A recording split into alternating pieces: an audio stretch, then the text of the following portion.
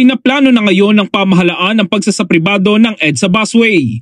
Ayon kay Department of Transportation Secretary Jaime Bautista, inihahanda na nila ang terms of reference para sa pagsasapribado nito. Meron po tayong consultant na gumagawa ng terms of reference, no? And hopefully po by siguro end of first quarter, no, or start of second quarter ay matatapos na itong terms of reference. Ipapabid din po natin to. Sa ilalim ng privatization, ang pribadong sektor ang magpo-provide ng mga sasakyan at sila rin ang mag-ooperate. Maganda sana kung isang klaseng bus lang yung nag-ooperate dito, no? Para uniform. Ayon pa kay Bautista, lalagyan ng electronic schedule sa mga pick-up area ng EDSA busway para alam ng mga commuter kung kailan darating ang mga bus para maging maayos at magkaroon ng sistema. Parang nasa ibang bansa tayo, no? Malalaman natin kung anong oras dadating yung susunod na sasakyan, no?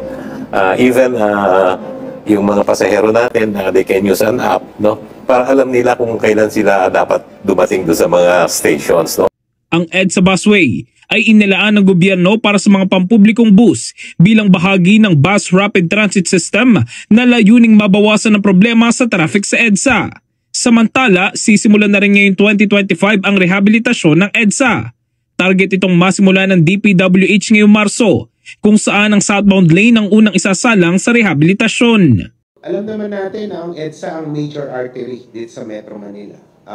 Any obstruction dyan na magkakos ng additional traffic ay affected ang buong Metro Manila. So, pag nagsimula po itong rehabilitation ng EDSA, i-anticipate po natin yung pagsikip ng daloy ng traffic.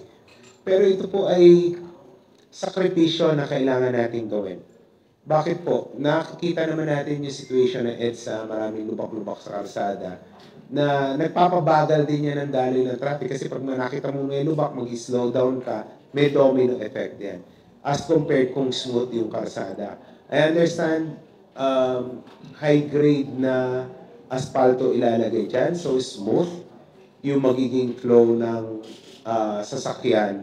So, yan po ay konting inconvenience na after naman ay magdudulot ng ginhawa at magpapabilis in a way ng daloy ng traffic sa EDSA. So, in the heart of changing lives, ito si Brigada Jigo Custodio ng 105.1 Brigada News of Manila, the Music and News Authority.